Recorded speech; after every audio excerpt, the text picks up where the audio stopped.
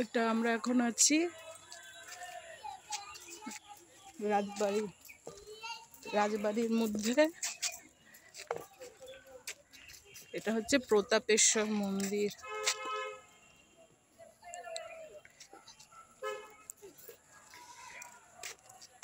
উচ্চ ভিত্তির ওপর উত্থিত এক খিলান প্রবেশপথ ও ঈষৎ বক্র শিখর সমন্বিত এই মন্দিরটি ঊনবিংশ শতকের রেখ দেউলের উৎকৃষ্ট উদাহরণ।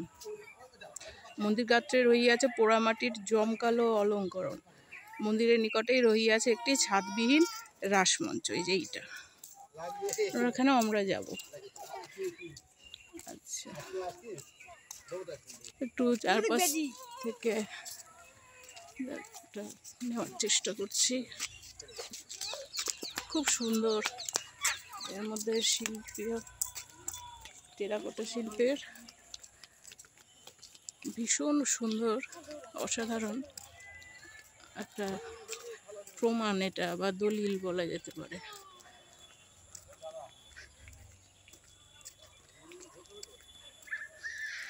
ওপরটা এইসব বাঁকানো, এটার স্পেশালিটি। এই টেরাকোটা মন্দিরে এটা একটা সুন্দর অ্যাঙ্গেল নিয়েছি।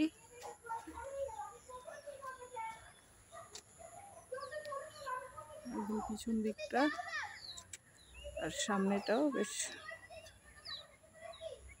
আশেপাশে কোনো একটা বাড়ি থেকে চেঁচামেচি ভেসে আসছে। যাই হোক, আর এইখানে জায়গাটা সত্যি খুব সুন্দর, এবং সব থেকে বড় কথা এই পরিবেশটা অসাধারণ ভালো লাগছে। 108 শিব মন্দিরের মধ্যেও যেরকম ছিল অদ্ভুত শান্তি, স্নিগ্ধ শান্তিময় পরিবেশ, এটা হচ্ছে ছাদবিহীন রাসমঞ্চ। সব দেখতে আপনাদের অবশ্যই আসতে হবে 19শে নভেম্বর, 19th নভেম্বর। আর দুদিন আমরা আয়োজন করেছি, আপনাদের যেরকম দিন সুবিধা হবে আপনারা সেই দিনই আসতে পারেন।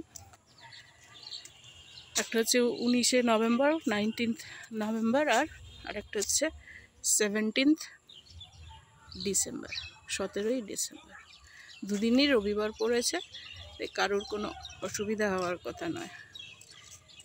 দেখুন মানে কি পরিমাণ স্থাপত্যের নিদর্শন, মানে জলজ্যান্ত নিদর্শন। কত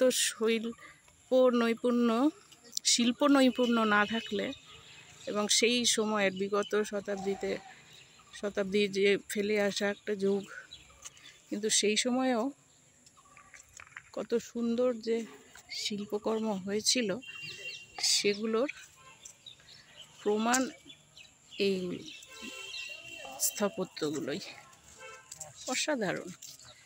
আর এর পরিবেশ কথা তো আমি বারবার করেই বলছি, কারণ এই পরিবেশটা আমাকে খুব মুগ্ধ করেছে।